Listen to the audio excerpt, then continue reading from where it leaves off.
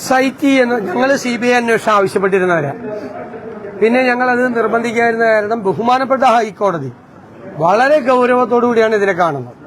വളരെ ഗൗരവത്തോടെ ഹൈക്കോടതി ഇടപെട്ടില്ലായിരുന്നുവെങ്കിൽ ഈ മോഷണം പിന്നെയും തുടരുമായിരുന്നു, വീണ്ടും നടക്കുമായിരുന്നു. 19 നടന്ന മോഷണം 2024 നടക്കുമായിരുന്നു.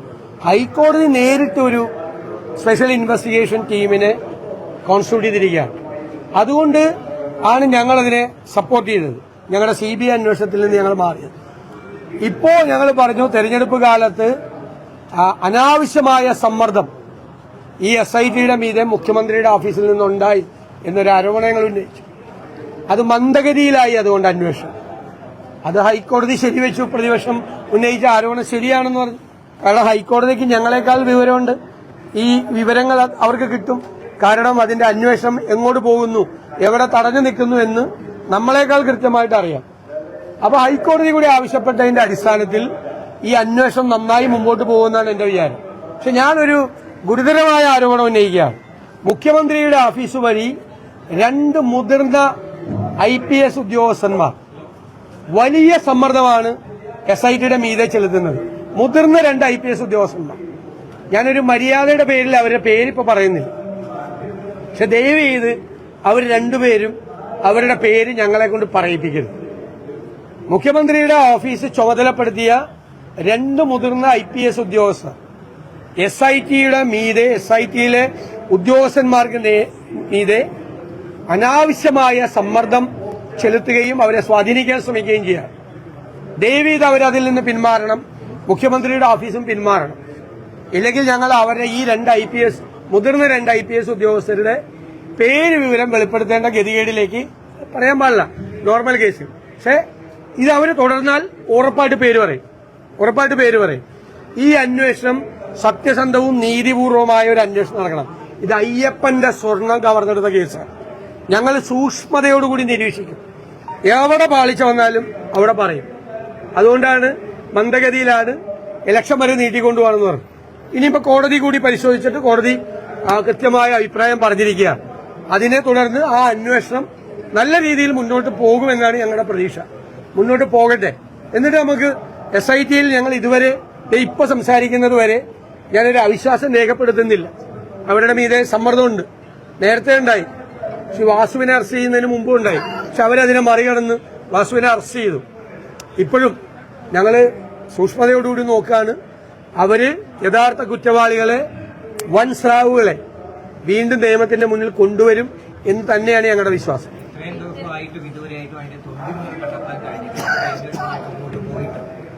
നമുക്ക് നോക്കാം. തീർച്ചയായിട്ടും അതെല്ലാം വളരെ ഗൌരവതരമായ കോടതി പരാമർശിച്ചിട്ടുള്ള കാര്യങ്ങളാണ്. കോടതി കുറെ കാര്യങ്ങൾ, ദേവസ്വം ബോർഡ് അംഗങ്ങളുടെ ഉൾപ്പെടെ വൻ തോക്കുകളുടെ ബിഗ് ഗൺസ് ഒന്നും കോടതി എടുത്തു പറഞ്ഞ ഒരുപാട് ആളുകളുടെ കാര്യമുണ്ട്. അതൊക്കെ ഉൾപ്പെടെ നമുക്ക് നോക്കാം. കുറച്ചു ദിവസം കൂടി നമുക്ക് നോക്കാം. എന്നിട്ട് നമുക്ക് SIT അല്ല CBI ആണ് വേണ്ടത് എന്ന് പറയേണ്ട ഒരു സ്ഥിതിയിലേക്ക് പോകരുത്. കേരള പോലീസ് നമുക്ക് വിശ്വാസം നഷ്ടപ്പെട്ട ഒരു പോലീസാണെന്ന് വരുത്തി തീർക്കരുത്. കോടതിയുടെ നേരിട്ടുള്ള നിയന്ത്രണത്തിലായതുകൊണ്ടാണ്. ഇല്ലെങ്കിൽ ഇതൊക്കെ എങ്ങോട്ട് പോയതെന്ന് നമുക്ക് പറയാമല്ലോ. ഈ അറസ്റ്റിലായ 2 പേരും അറസ്റ്റിലാവില്ലായിരുന്നു. ഗവൺമെന്റ് നിയന്ത്രണത്തിലായിരുന്നു SIT എങ്കിൽ ഈ 2 മുൻ ദേവസ്വം ബോർഡ് പ്രസിഡന്റുമാരെ അറസ്റ്റ് ചെയ്യില്ല. കുറെ ജീവനക്കാരെ മാത്രം അറസ്റ്റ് ചെയ്ത് ഇത് അവസാനിപ്പിച്ചായിരുന്നു. ഇനിയും വരണം. ഈ ഉത്തരവാദികളായ ആളുണ്ട്. ഈ 2 IPS ഉദ്യോഗസ്ഥരുടെ ഇടപെടൽ മൂലമാണ് ഈ കടകംപള്ളി അടക്കമുള്ളവര്. അത് മുഖ്യമന്ത്രിയുടെ ഓഫീസ് നിയോഗിച്ചിരിക്കുന്ന 2 പേരാ. അല്ല വരട്ടെ, പറയാം. സർവീസിലിരിക്കുന്ന ഉദ്യോഗസ്ഥരല്ലേ, പറയാം. നമുക്ക് പറയാം. അവര് നോക്കട്ടെ, അവര് പിൻവലിയൊന്നും നോക്കട്ടെ. ഞാൻ കൃത്യമായിട്ടാ പറയണേ. ഈ ശബരിമല ഉണ്ടായ സമയം പോലെ നമ്മൾ പറയുന്ന ഒരു കാര്യവും മാറ്റി പറയേണ്ടി വന്നിട്ടില്ല. കോടീശ്വരന് വിറ്റോ എന്ന് ചോദിച്ച കാര്യം കോടതി ശരിവെച്ചു. അന്താരാഷ്ട്ര റാക്കറ്റ് ഇതുമായിട്ട് ബന്ധമുണ്ടെന്ന് പറഞ്ഞത് കോടതി തന്നെ പറഞ്ഞു. എല്ലാ കാര്യങ്ങളും ഞങ്ങൾ പറയുന്നത് പോലെ തന്നെയാണ് നടക്കുന്നത്. അല്ല, അത് ആ വാതിലടച്ചു. ഇതൊക്കെ ഈ നമുക്ക് എല്ലാവരെയും ഒരുപോലെ മുതിർന്ന നേതാക്കൾ കൂടി ഇടപെട്ട് നിരന്തരമായി സംസാരിച്ചതിന്റെ അടിസ്ഥാനത്തിലാണ്. ഇത് നമുക്കൊരു അനുഭവമാണ്. കൂടുതൽ ഇത്തരം കാര്യങ്ങൾ വരുമ്പോൾ കൂടുതൽ ശ്രദ്ധയോടുകൂടി അത് കുറച്ചുകൂടി ശ്രദ്ധിക്കണം എന്നുള്ളൊരു അനുഭവമായി നമ്മൾ കരുതുന്നു. ആ വാതിൽ അടയ്ക്കുന്നു. ഒരു കാരണവശാൽ ഒരു തരത്തിലുള്ള പ്രവേശനം അവർക്ക് ഉണ്ടാവില്ല. അതെ.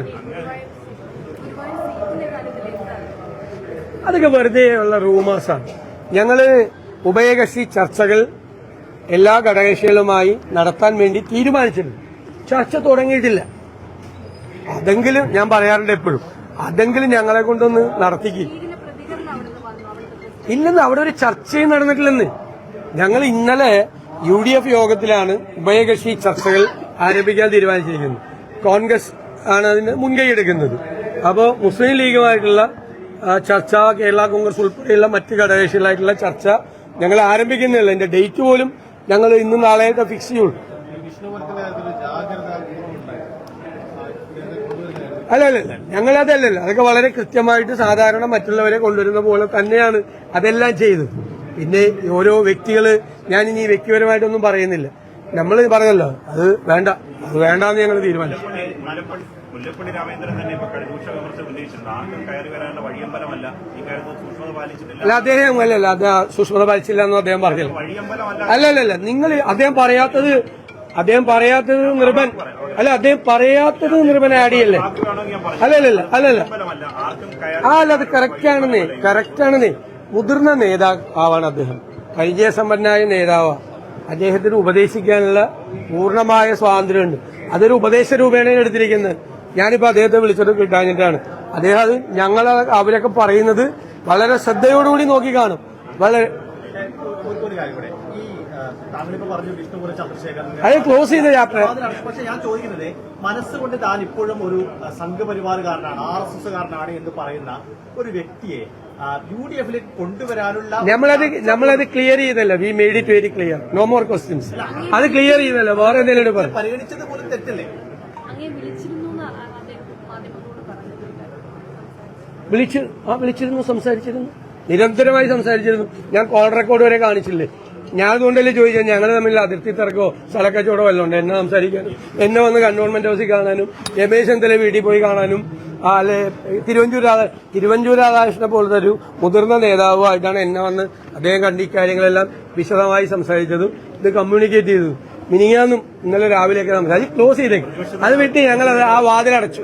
അങ്ങ് ഇരിക്കുന്നത് ചെറിയൊരു പദവിയിലല്ലോ. അങ്ങ് അല്പം മുമ്പ് തന്നെ കെ കരുണാകരന്റെ മഹത്വത്തെ കുറിച്ച് പറഞ്ഞു. അങ്ങനെ ഒരു പദവിയിലിരിക്കുന്ന ഒരാള് ഇക്കാര്യത്തിൽ സൂക്ഷ്മത പാലിക്കാതെ അങ്ങ് പെട്ടെന്നൊരു പ്രസ്താവന നടത്താൻ പാടുണ്ടോ? കാരണം UDFിലേക്ക് അത് ഞങ്ങൾക്ക് അല്ലല്ല, UDF എങ്ങനെ ചെയ്യണമെന്ന് കൈരളിയുടെ ഉപദേശം ഞങ്ങൾക്ക് വേണ്ട. മനസ്സിലായില്ലേ? അതൊക്കെ ഞങ്ങൾ എല്ലാ നേതാക്കളും തമ്മിൽ എല്ലാ കാര്യങ്ങളും ആലോചിച്ചിട്ടാണ് ചെയ്യുന്നത്. ഒരാളെ അസോസിയേറ്റ് മെമ്പറാക്കിയതിന്റെ പേരിൽ അതിൽ നിന്ന് പിന്മാറി ഘടകകക്ഷി മെമ്പറാക്കുകയാണെങ്കിൽ ആക്കാതിരുന്നിട്ടാണ്. അത് ഞങ്ങൾ തയ്യാറില്ല. ഘടകകക്ഷി ആക്കണ സൂക്ഷ്മമായ നിരീക്ഷണത്തിന് വിധേയമാക്കിയിട്ട് അതിന്റെ സെക്കൻഡ് സ്റ്റെപ്പാണ്. മറ്റു രണ്ടുപേരും സമ്മതിച്ചല്ലോ, അത് പിന്മാറിയതാണ്. അത് ക്ലോസ് ചാപ്റ്ററാണ്. പ്രിയങ്ക ഗാന്ധി സ്പീക്കറുടെ സൽക്കാരത്തിൽ പങ്കെടുത്തത് ഗാന്ധി വാക്കിന് ശേഷമുള്ള പുനരുദ്ധരണ ചെയ്യാനാണ് എന്താ അപ്പൊ മുഖ്യമന്ത്രി പിണറായി വിജയൻ വിളിച്ച ഓണസദ്യയിൽ ഞാൻ പങ്കെടുത്തു. അതൊക്കെ മര്യാദയല്ലേ? പ്രധാനമന്ത്രി, സ്പീക്കറും മുഖ്യമന്ത്രിയൊക്കെ വിളിക്കുന്ന പരിപാടി. എനിക്ക് ഈ ക്രിസ്മസ് പരിപാടിക്ക് എന്നെ ക്ഷണിച്ചിരുന്നു. എനിക്ക് സുഖമില്ലാതായിരുന്നുകൊണ്ടാണ്. ഇല്ലെങ്കിൽ ഞാൻ മുഖ്യമന്ത്രി വിളിച്ച ഗവൺമെന്റിന് വേണ്ടിയിട്ടല്ലേ വിളിക്കുന്നത്, അത് വിളിക്കാം. അങ്ങനെയാണെങ്കിൽ മുഖ്യമന്ത്രി വിളിക്കുന്ന പരിപാടിയിൽ ആരും പോകരുതല്ലോ. രാഷ്ട്രീയമായിട്ട് ഫൈറ്റല്ലേ? ഞാൻ ഓണസദ്യയിൽ പങ്കെടുത്തല്ലോ. ഓണം ഗവൺമെന്റ് എല്ലാവരും ചേർന്ന് ആഘോഷിക്കുന്ന സമയത്ത് എനിക്ക് ഒരുപാട് വിമർശനം ഉണ്ടായി. ഞാൻ പോയതിന് അതൊക്കെ ഒരു മര്യാദയുടെ പുറത്ത്. നമ്മൾ ചില സാധനങ്ങളിൽ ഇരിക്കുമ്പോൾ നമ്മൾ പോകണം. ബ്രിട്ടാസ് മറ്റേ പാലമാണ്, പാലം ഏത് പാമ്പൻ പാലം പോലെ അടിയുറച്ച ഒരു പാലമാണ്. CPM-ഉം BJP ആയിട്ടുള്ള പാലമാണ്. മനസ്സിലായില്ലേ? അതിന്റെ നാണക്കേടിൽ നിന്ന് രക്ഷപ്പെടാൻ വേണ്ടിയിട്ടാണ്. ഇവിടെ ഗവർണർ വിളിക്കുന്ന പരിപാടി, ഗവർണർ RSSകാരനാണല്ലോ അല്ലേ? ഗവർണർ വിളിക്കുന്ന പരിപാടിക്ക് മുഖ്യമന്ത്രി പോകാറില്ലേ? വികാസിന്റെ ചോദ്യത്തിന്റെ മറുപടിയാണ്. ഗവർണർ RSSകാരനാണ്, RSSകാരൻ. പക്ഷെ അതേ ആ പൊസിഷനിലിരിക്കുകയാണ്, ലോക് ഭവനിൽ ഗവർണറായിട്ടിരിക്കുകയാണ്. മുഖ്യമന്ത്രി വിളിച്ചാൽ മുഖ്യമന്ത്രി പോകണ്ടേ?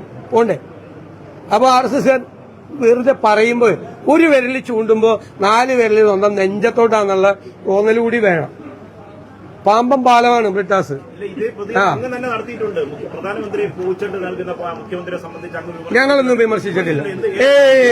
ബോഡി ലാംഗ്വേജ് ഇല്ല ഇല്ല ഇല്ല പൂച്ചണ്ട് മുഖ്യമന്ത്രി പോകേണ്ടതെന്നാണ് ഞാൻ ചോദിച്ചത്. നടത്തുന്നതിനെ കുറിച്ച് അങ്ങ് വിമർശിച്ചിട്ടുണ്ട്. എങ്ങനെയാണ് വണങ്ങി നിൽക്കുന്നത്, എത്ര വണങ്ങി നിൽക്കുമ്പോ ആ വിധേയത്വം കാണിക്കുമ്പോ നമ്മൾ പറയും. ബോഡി ലാംഗ്വേജിനൊക്കെ വിധേയത്വം കാണിക്കുമ്പോ പറയും. രണ്ടും ഒരുപോലെയാണോ എന്നുള്ള ആണല്ലോ. ഇപ്പൊ എന്താണ് ചെയ്യുന്നത്? ഡൽഹിയിൽ ചെന്ന് നിൽക്കുകയാണ്. അമിത്ഷായും നരേന്ദ്രമോദി എവിടെ ഒപ്പിടാൻ പറയാലോ അവിടെ ഒപ്പിടും. പോളിറ്റ് ബ്യൂറോ അറിഞ്ഞിട്ടില്ല, സെക്രട്ടേറിയറ്റ് അറിഞ്ഞിട്ടില്ല, ക്യാബിനറ്റ് അറിഞ്ഞിട്ടില്ല, സ്റ്റേറ്റ് കമ്മിറ്റി അറിയാതെ ആ PMCയിൽ ഒപ്പുവെച്ച് എന്നിട്ട് ക്യാബിനറ്റിൽ വന്നിരുന്നിട്ട് ആ പാവൻ രാജനും 4 CPI മന്ത്രിമാരും ഒരിക്കലും ഒപ്പുവെക്കരുത് എന്ന് പറയുമ്പോൾ ഒപ്പുവെച്ചിട്ട് വന്നിരിക്കുന്ന കാര്യം പോലും പറയാതെ അവരെ പറ്റിച്ച ആളാണ്. അതിനുവേണ്ടി പ്രവർത്തിച്ച പാമ്പൻ പാലമാണ് ബ്രിട്ടാസ്. ഓക്കെ.